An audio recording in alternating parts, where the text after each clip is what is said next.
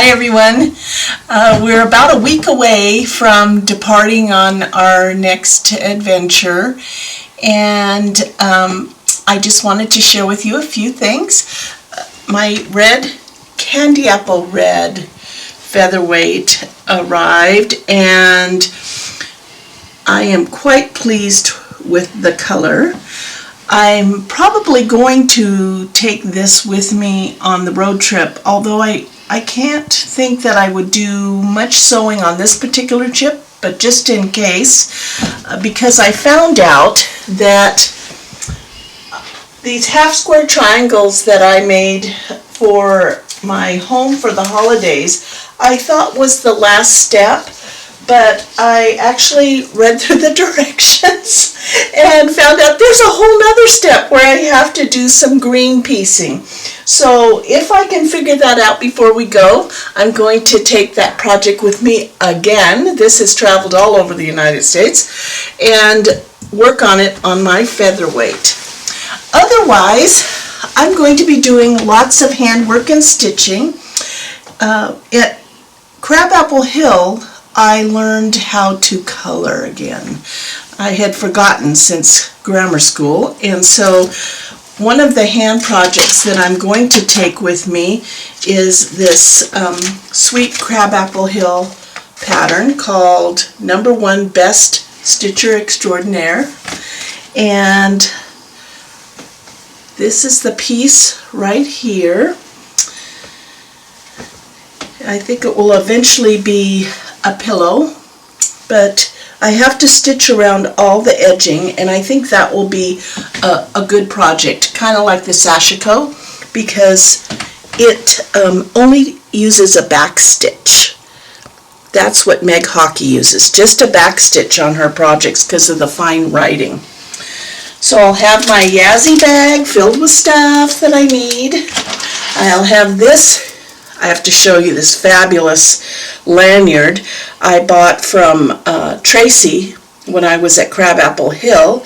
She makes these, and it was the perfect length because my other lanyards came down to the little snips, and when I stood up, I kept hooking it on everything. But this one comes down higher and then has a little drop down there, and she does them in all kinds of beads, and I'll share more with that, more about that when we actually meet up with her. Our trip is going to start first stop at Reeder Beach, like we said before, in Sauvie Island, and then we'll head up the Washington coast, and lucky for me, G and I get to hang out with the Twisted Sisters in Gig Harbor. Can't wait for that. And Mary works at Shibori Dragon. So that is going to be a highlight quilt shop to stop at. I'm looking forward to that. After leaving Crabapple Hill and being so inspired by all the coloring projects, I had to naturally get myself some more color crayons and look like a professional colorer. So I went to TJ Maxx and I bought this cute little swirly little desktop thing that was probably for pens and stuff, and I loaded it with my color crayons, and especially the white coloring crayon, because there's only one in each box, but I got those from Crabapple Hill, which you can order on their site. It's just a box of white ones because Meg always first lays the white down before the color. When we are traveling, a couple of the videos that we'll make along the way are I will prep a project with coloring involved and let you watch that, how I do it. I learned from the pro, and then when you order patterns from Crabapple Hill, you will already know how to do that. Although I do think you should put that workshop on your bucket list because that was nothing but a good time.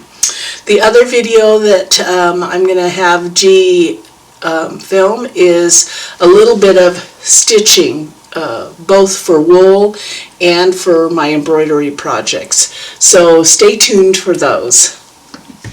She is a retired cartographer, and so we never have to worry about being lost, except if I am in charge of the map. So we have one of these large atlases, plus we have a Garmin in the RV, and between those two things, I think I can keep us on track.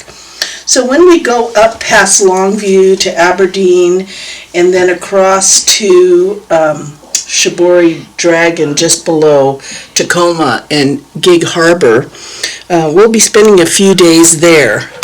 After that point, we'll make our way somewhere across this way, somewhere like that, over to the other side of the state to Leavenworth.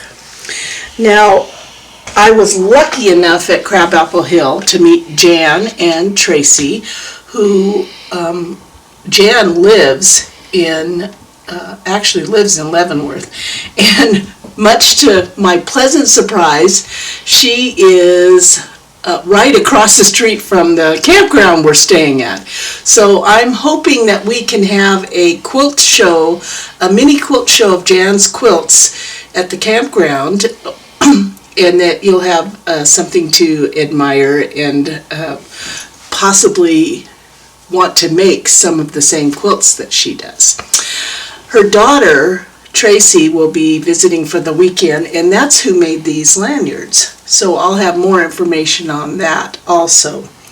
Once we're done in Leavenworth, we're going to make our way down towards Spokane, and then from Spokane we're going to go to Joseph.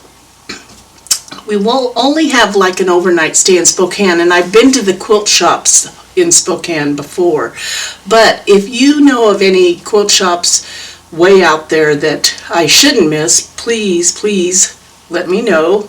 I'll see if G will stop, and we'll do a little video in those quilt shops. I've got my stitching ready. I'm going to be taking a lot of hand little pieces like this, nothing really big, but I have lots of little things to do on that trip while we're driving and as we stop.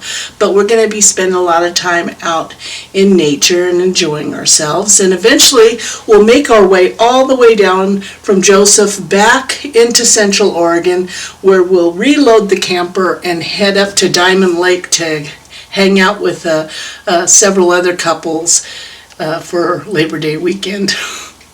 That should be a real rockin' party, all us baby boomers out there. I've never actually been camping on Labor Day weekend, so this should be quite a party. Hope we see you there.